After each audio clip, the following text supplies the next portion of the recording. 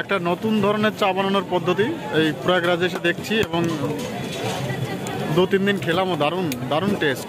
তোমরা দেখো একটা জায়গার এক রকম ভিন্নতা আছে, সত্যি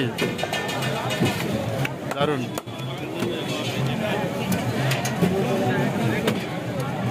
চা প্রায় রেডি হয়ে গেছে, এবার খাওয়ার জন্য প্রস্তুতি নিতে হবে।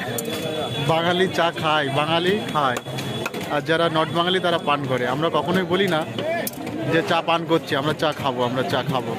থ্যাংক ইউ, আমার চা রেডি। হ্যাঁ, এবার